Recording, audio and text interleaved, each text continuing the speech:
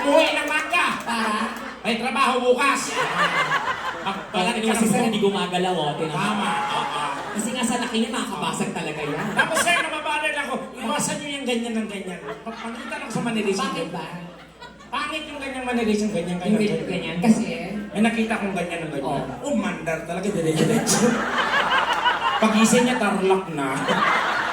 Hindi, yung mga lalaki kasi daw, pag ganyan talaga ng ganyan, ibig sabihin na unconscious masturbation. Oh! Gumagana sila. Pero yung iba naman nakikita ko gumagana kasi nililipat yung isang itlog sa kabila. Kasi lang, ang ba ang dalawa nandito, nililipat ka naman sa kabila. Pasmado yung itlog. Ayun, di ba? Naglato-lato na siya. Hindi, gano'n lang po dito ha. Ulitin namin sa inyo. Ito po ay show. At comedy show po ito dahil kami po ang kasama nyo. Ano po ang nasasabi namin, lahat po ay biro lamang yun. Kung anong pong labas sa bibig namin, lahat po yung katapisip lamang po. Pero dito, habang lumalalim ang gabi, napag-uusapan natin, ultimo masiselang bagay na kasi wala nang ang arte-arte. Nababanggit po namin ang mga butong, mga tite, chupa, normal lang yung dito. Wala nang arte-arte. Usually, mga babae lang naman sensitive. Pag nakarin ng mga chupa, tite, yak, ang baboy naman.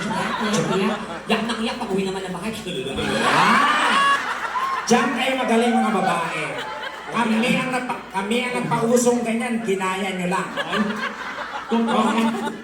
Wow, kaya pa ang laki na ng bunganga mo eh.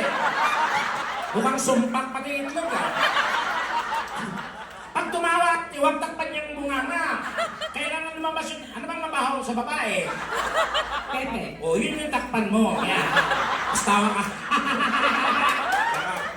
Pag gusto mo tumigil, ibalik mo, ha? Hindi, ganun naman po yun. So, hindi nyo na lang po ayan. So, nandito po kayo kung game po kayo, mas game po kami. So, nakita ko naman wala na nakitang minor.